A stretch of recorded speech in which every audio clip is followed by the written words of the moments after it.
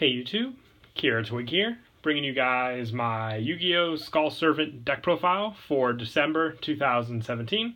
This is a deck profile for a while that I've been wanting to bring you guys. It is a very fun deck because it is 60 card Skull Servants. It uses a lot of different spell cards and a big count of monsters as well in the deck to just fill up your graveyard with all the cards needed to make this deck very powerful.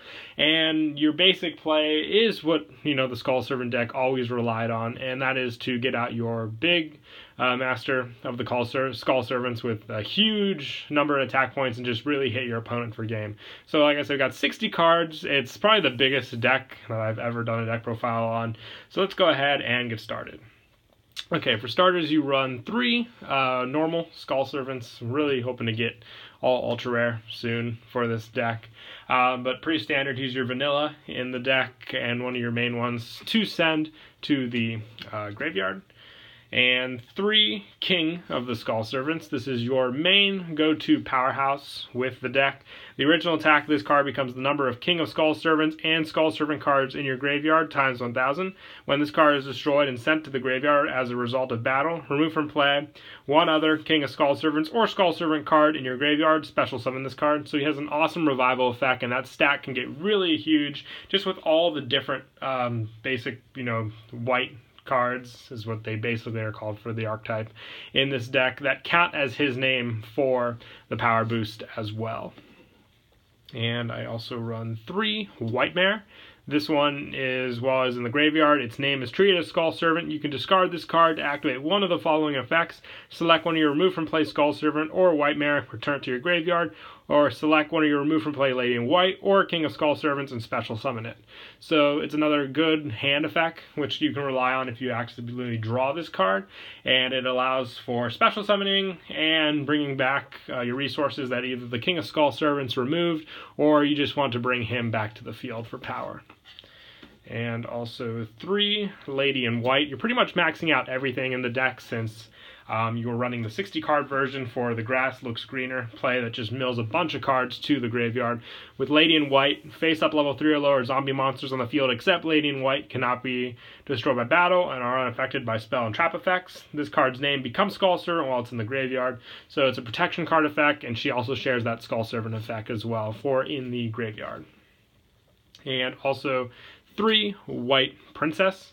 This card's name becomes Skull Servant in the graveyard, and if this card is normal or special summon, you can send 1 Whitemare from your deck to the graveyard. During either player's turn, you can send this card from your hand or field to the graveyard. All monsters currently on the field lose attack and defense equal to their own level, time, or rank times 300 till the end of the turn. So it's a good way to get over some more powerful monsters and hit for bigger damage, but the send effect is also quite handy just for filling up the graveyard with more unneeded cards that you wouldn't really want to draw. I mean, White Prince is still pretty good in your hand, but much better in the graveyard.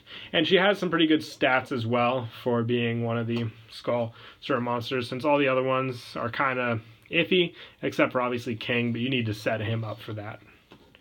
And I also run, for the last of the Skull Servant family, 3 White Prince. If this card is sent to the graveyard, you can send 1 Skull Servant and 1 Lady of White from your hand and or deck to the graveyard. You can banish 2 Skull Servants and this card from your graveyard. Special summon 1 King of Skull Servants from your deck.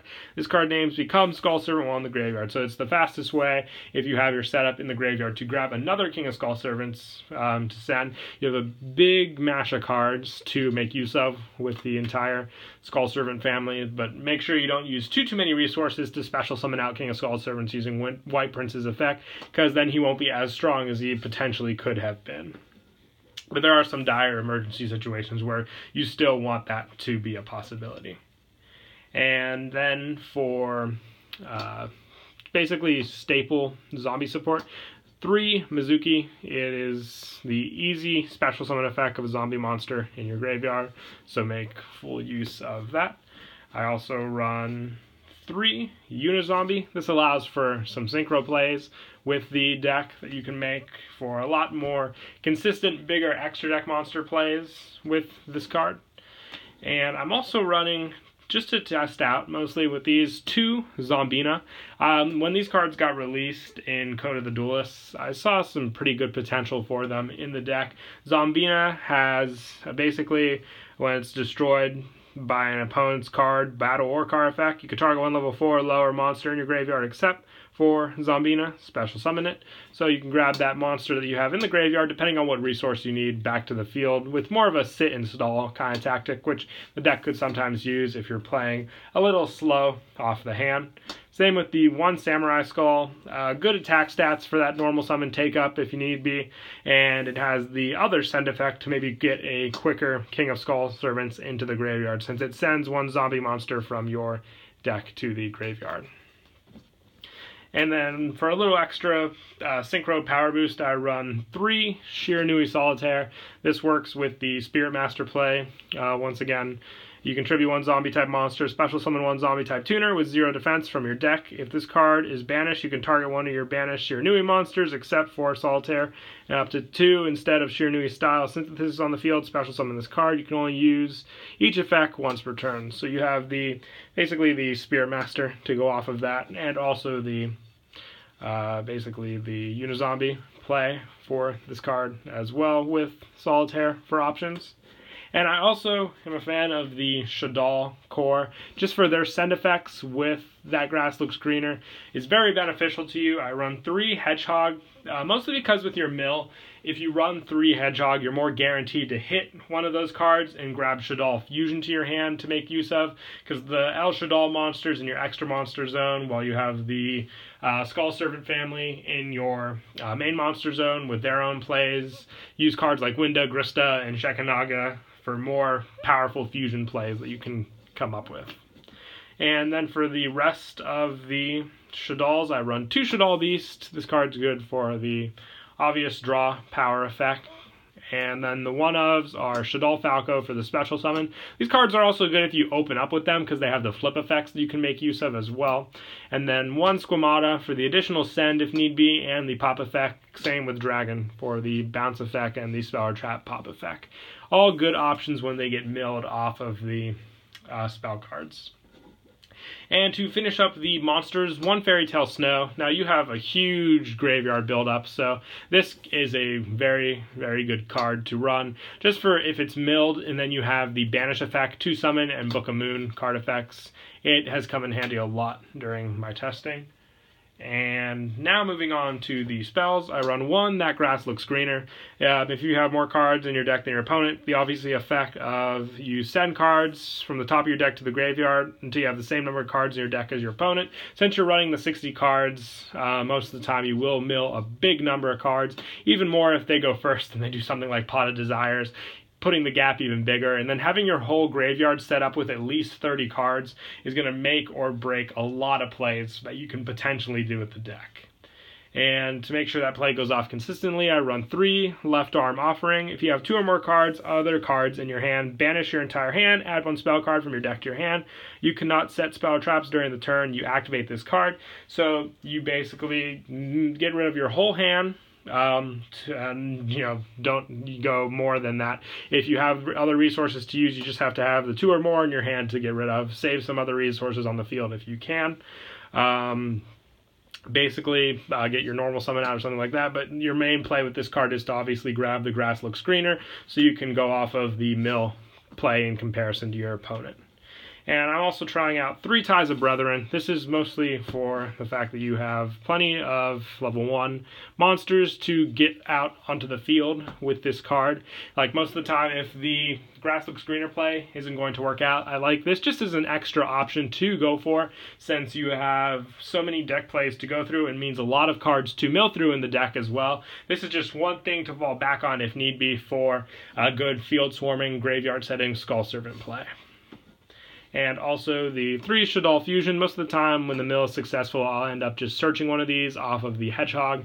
The send from the deck to the graveyard mills even further. And with the Mizukis being your Earth target for Shekanaga, and the Shira Nui monsters being your target for the Grista fire monsters, you have all the targets included for Window with the dark monsters you already run great amounts of in the deck to get out all the basic, potentially good Shadal Fusion monsters that we currently play in the deck.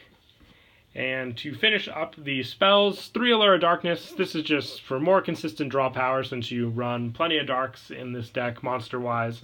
Good draw power consistency to hopefully get what you need faster. And 1/1-for-1 just to grab King of the Skulls from the graveyard. Not graveyard, from the deck, easier as well. And in turn sending 1 from your hand to the graveyard. And also 1 Foolish Burial just for, once again, more send power. And 1 Soul Charge for bringing back graveyard resources. This card can make or break with all the resources you have in your graveyard for big plays. And then for traps, I run 2 Lost Wind. This is ran mostly for the fact that if it's sent to the graveyard off of the mill, you still have a graveyard effect to rely on. And I wanted to run 2 Breakthrough Skill as well, but for now just 1 Treacherous Trap Hole and 1 Bottomless Trap Hole. If you have the Breakthroughs, you can throw those in as well to go with more graveyard effects to go off of, just so you never have any bad trap mills to rely on. And that is it for the main deck. Like I said, 60 cards, but it's a lot of fun just to be playing that kind of deck.